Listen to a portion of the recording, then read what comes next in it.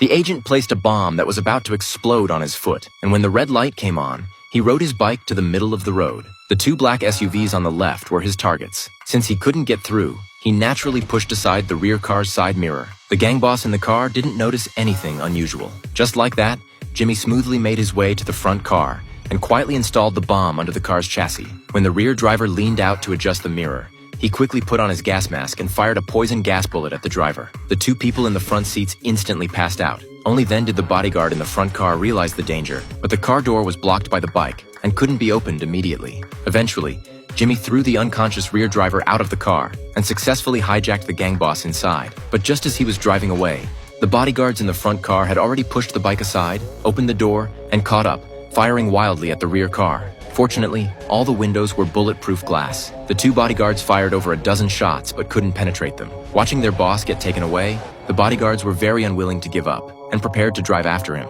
But Jimmy didn't need to panic, because at that moment it was exactly time for the bomb to detonate. The car was blown up and the bodyguards were helpless. They had fought so hard because the gang boss was carrying a case of biochemical weapons worth tens of millions. Eventually, through Jimmy's interrogation, the gang boss revealed the location where the biochemical weapons would be traded with the terrorists. Since Jimmy needed to stay behind to guard these dangerous biochemical weapons, he could only send his partner to arrest the terrorists. But his partner wasn't as lucky as Jimmy. The woman disguised herself as a cleaning worker and came to the hotel where the deal was taking place. Unexpectedly, these terrorists had extremely strong perception. Just by looking at the woman once, the bald man detected something unusual. Although he couldn't be certain whether the woman was a cop, he was ruthless enough to prefer killing the wrong person rather than letting her go. He then dragged the woman to the elevator entrance, pressed the elevator button, and ended the woman's life. After learning about this, Jimmy was extremely angry, so he disregarded his organization's warnings and went alone to find the terrorist leader. Because of the elevator incident, the terrorists also knew they had been exposed. At this time,